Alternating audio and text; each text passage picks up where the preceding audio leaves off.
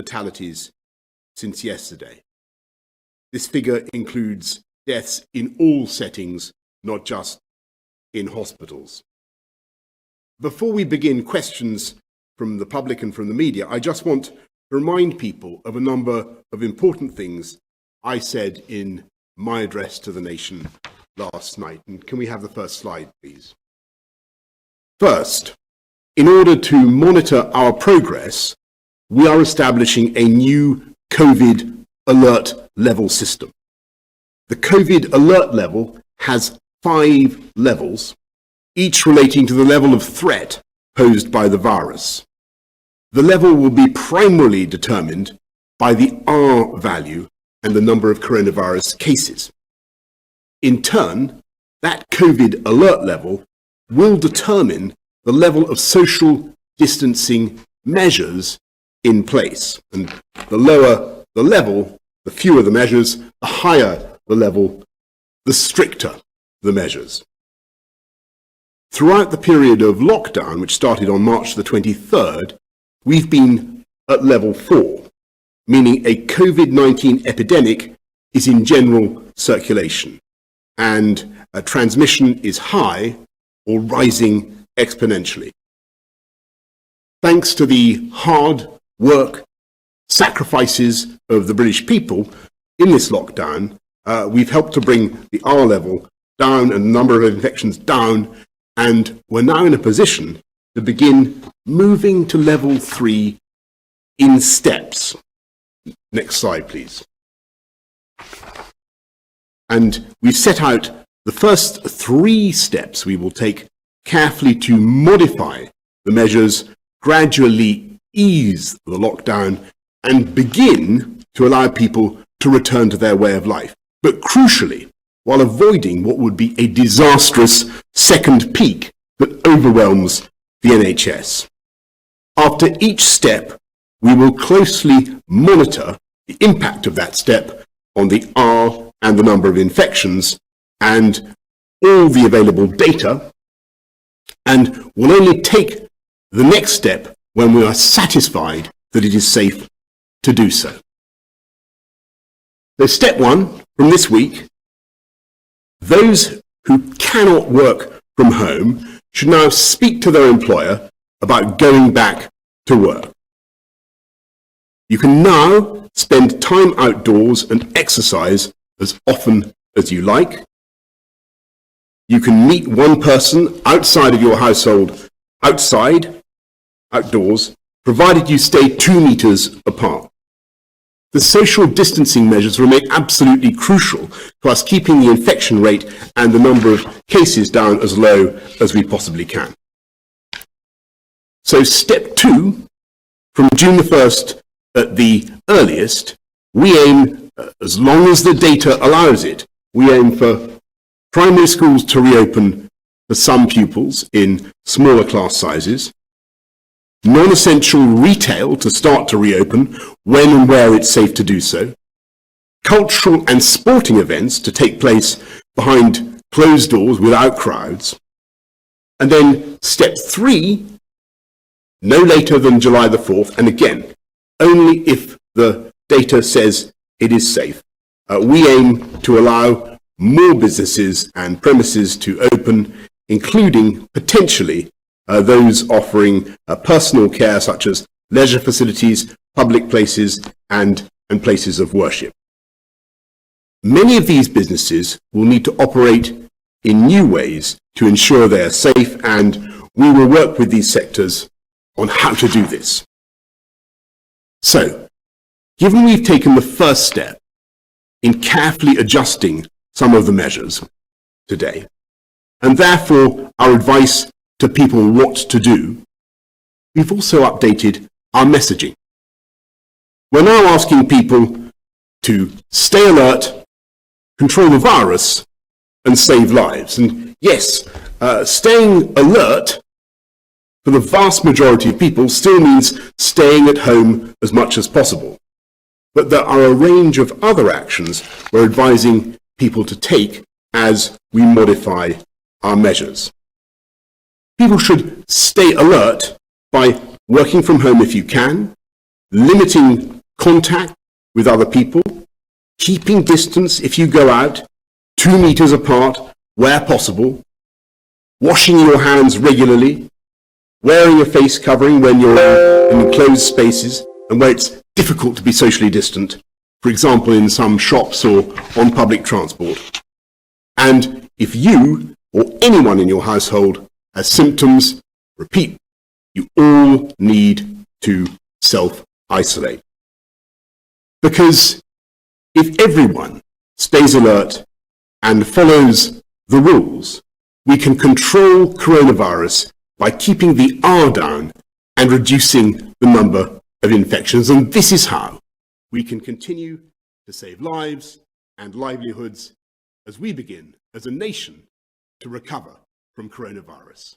And I'm now going to go to questions from the public and the media, and I don't think either CSO or CMA are going to say anything at this stage. We're going to go straight to questions, and we're beginning with Scott, who has a question from Devon. Can we see friends and family at the park if we practice social distance rules? What if they're already at the park when we get there? Should we leave, or can we stay and talk if we keep to the social distance rules? Thank you. Well, thank you very much, Scott. What we're saying, and I'll ask Chris and Patrick to comment. What we're saying is that you can go to the park to exercise on your own, certainly in an unlimited way. You can go with members of your own household. But if you want to meet somebody from outside your household, it's got to be you and that other person, just as a pair, and you should observe social distancing while you're there. And so it should be basically a one-on-one thing, but with social distancing. And so keeping 2 meters apart and obeying the rules. But Chris, I mean, just to reiterate what the Prime Minister has said, really what we're trying to do is to take very small steps which allow us to be sure that we're not going to end up with an increase in transmission again. And these are the first steps which allow much more exercise and activities outdoors. And this is for 2 reasons, or 3 reasons additionally. The first one is that it is very important for people to take exercise whenever they can.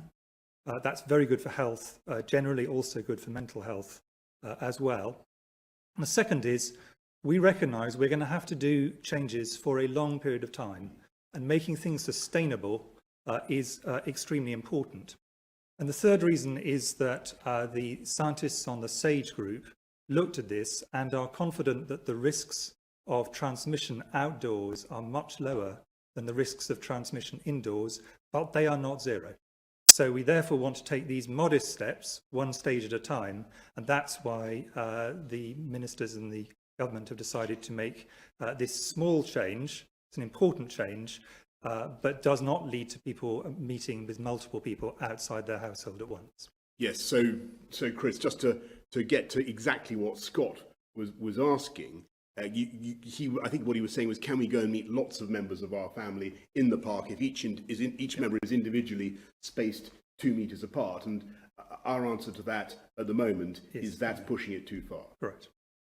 So you can meet other people in the park, but it should be one other person from another household and observing social distancing. Patrick, is there anything you want to? No, that's exactly right. And it's important that we take these very small steps, because that's the way we're going to know what the effect is. We can monitor it. We can see what effect that's having on the R and on the numbers. And only by knowing that that's a small difference can we then move to the next step. So doing this step by step, monitoring carefully, measuring is a crucial part of how we take this forward.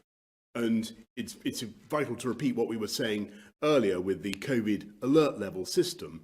If we think that the alert level is in danger of going up again, then that's going to mean that we cannot proceed with the steps that we've outlined in our roadmap. We'll be forced to be frank with everybody and hold off, and we won't be able to deliver stages 2 and 3 in the steps 2 and 3 at the pace that they're currently set out to do. Let's go to Simon in Essex. Where schools have remained accessible to children of key workers, are they now expected to allow children to return where their parents are from industries that are being actively encouraged to return to work, such as construction, manufacturing, etc.? If not, how do you propose these people return to work if there's no childcare available?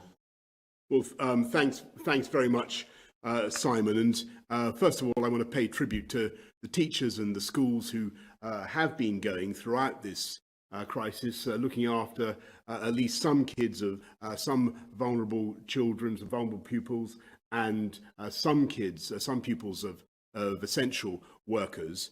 What we're saying now is that if we continue in the same way, then we're hoping to begin to open primary schools at the earliest by June the 1st. And so reception, year 1 and year 6 will come back for primary schools. We'll hope by the end of July for all primary school pupils to have at least 1 month of education. And we hope that we'll be able to, as I say, to get those children back into school. And yes, what we do want is people who, from now, people who cannot work from home, whose jobs do require them to go to work, to talk to their employers about doing that. And again, I would just remind you that throughout the crisis, construction, lots of businesses actually have kept going, and they've done so in a way that is safe and secure for their workers, whether in construction or manufacturing. Or lots of offices have kept going. But as we go forward now, as we encourage people who can't work from home to think of going to work, to get in touch with their employers about going to work, the key thing is that those places of employment should be safe. And there's guidance that we're publishing today and tomorrow about how to make our places of work COVID secure, how to make transport COVID secure. And it's only on that basis, Simon, that we'll be encouraging people to go back to work when they can't work from home. And your point about not having access to childcare is a crucial one. Obviously, if people don't have access to childcare and they've got a child who isn't back in school for one reason or other yet, can't get them back until the 1st of June, or even then they don't fall into the years we're getting back immediately, then I think it's only fair to regard that as an obvious barrier to their ability to go back to work, and I'm sure that employers will agree with that. So stay at home if you can, but go to work now if you have no alternative. Anything to add to that? Thank you very much, Simon. We go to Pooja in Solihull.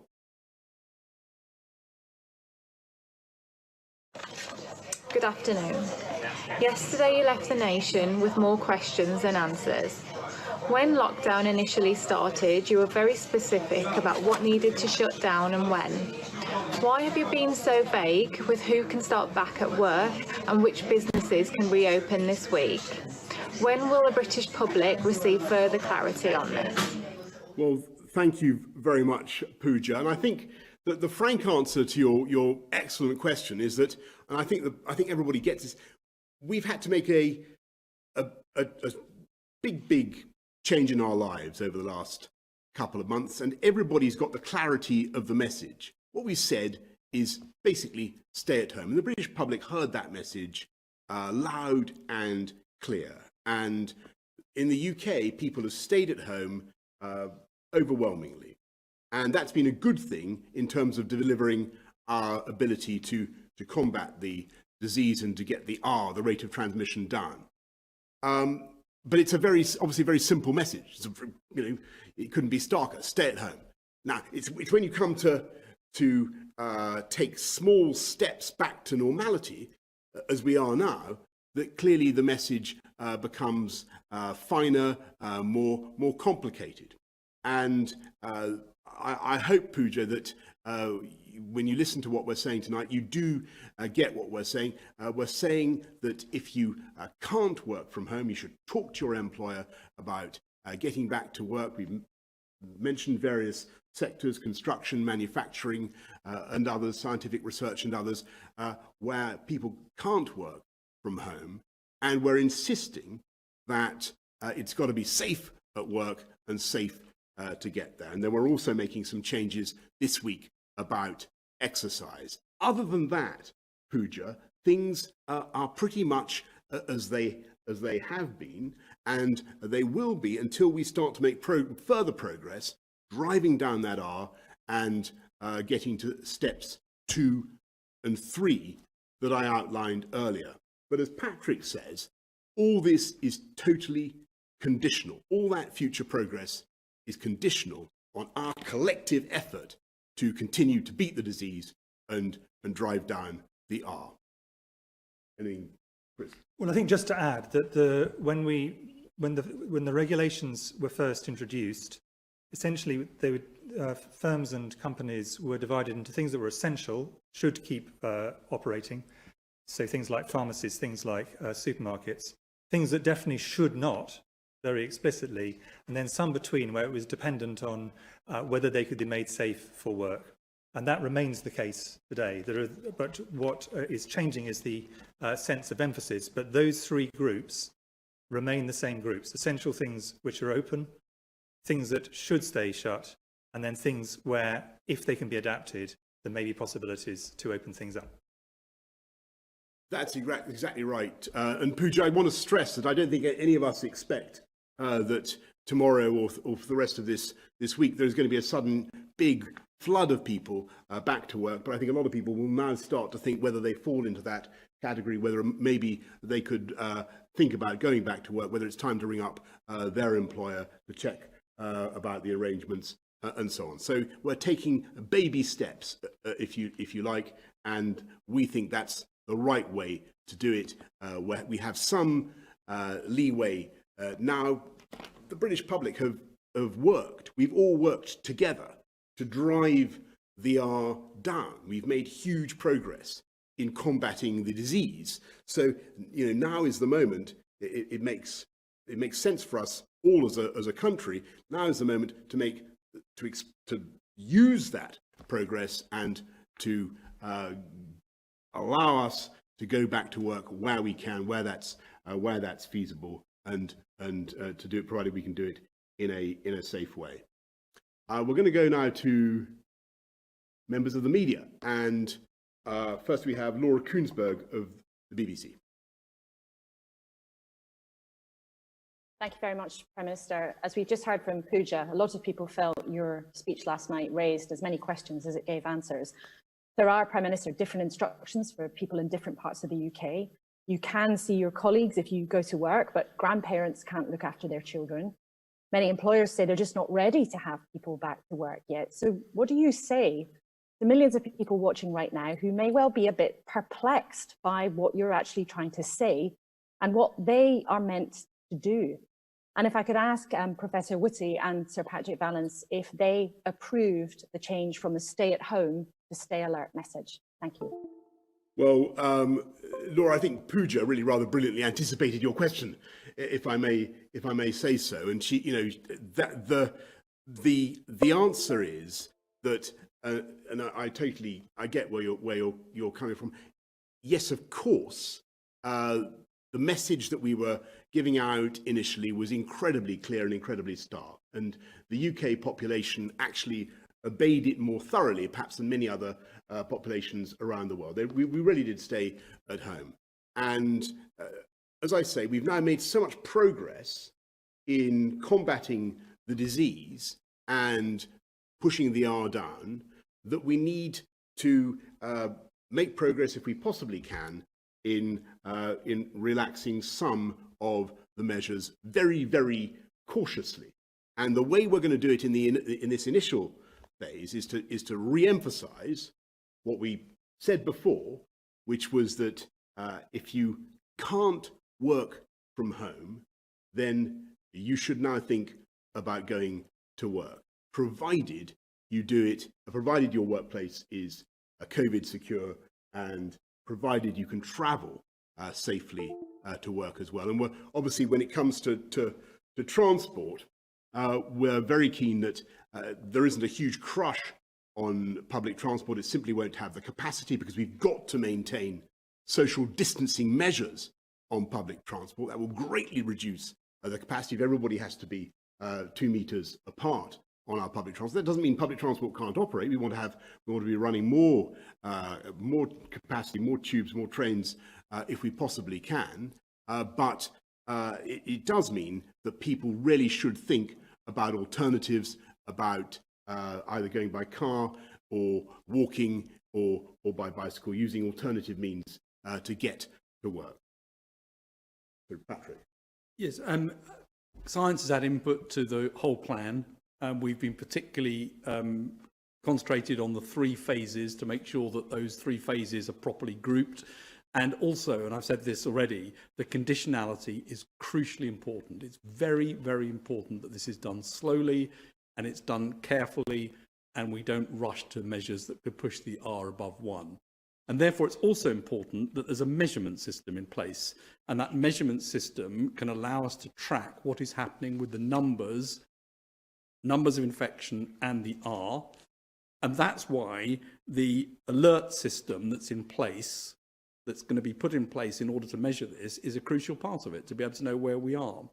And it is obviously true that we must all be alert during this, in terms of hand washing, in terms of social distancing, in terms of understanding what role we play. Because if we allow this to get out of control, if we allow the transmission to increase between households, then we go back to where we were and more measures come in. So it's crucially important that during this phase, we do not view this as suddenly a change where all things are okay. It's the steps that have been announced which are okay, and then you move to the further ones. I mean, just broadly, we've been involved at all stages of the process, throughout the whole process. Neither Sir Patrick nor I would consider ourselves to be comms experts, so we're not going to get involved in actual details of actually comms strategies, but we are involved in the overall strategic things, and we have been at every stage. Thank you very much. And for those who, who think that, Laura, that the stay alert is not the right message, I think it is absolutely the right message for our country now. And I'm interested that just today in France, they've gone for a slogan, "Sauver des vies, restez prudents," which is, as I'm sure everybody knows, is roughly the same sort of thing as our message. I think it's the right way to go. Could we go to Beth Rigby, please, of Sky? Thank you, Prime Minister. We've learnt a lot about this disease in the past few weeks, and you acknowledged today that we may never find a vaccine. That's rather different to what you said on March the 19th, when you said this would be finite. Isn't it the case that this could be infinite? Should we be preparing for our changes to our lives, not just in 2020, but permanently? And Sir Patrick, if I may, you've now tested 1.4 million people for coronavirus. Nearly 250,000 people have tested positive. That's about 15% of those tested. Do you now have some idea about what the level of infection is across the UK? Thank you. Well, Beth, I mean, two very good questions. And of course, I hope that we will achieve a virus. And actually, I'm hearing some very encouraging things from what's going on at Oxford. Achieve a vaccine and develop a vaccine that can defeat the virus. And I'm hearing all sorts of positive noises. But you're perfectly right, Beth, to point out that this is by no means guaranteed. I'm going to hand over to Patrick and Chris in a minute, because they know a huge amount about vaccines. I believe I'm right in saying that even after 18 years, we still don't have a vaccine for SARS. What I can tell you, and what I'm sure you've heard many times, is that the UK is in the forefront of concerting international activity to try to deliver a vaccine. If I, look back at what's happened in the last 2 months, I think for a lot of the time you saw countries really going out on their own, doing things individually.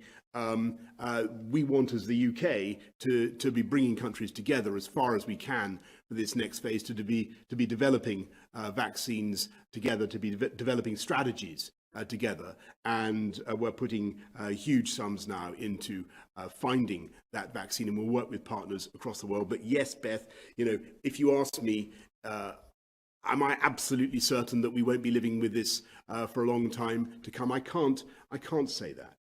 It may be that we have to become ever more flexible, ever more agile, ever more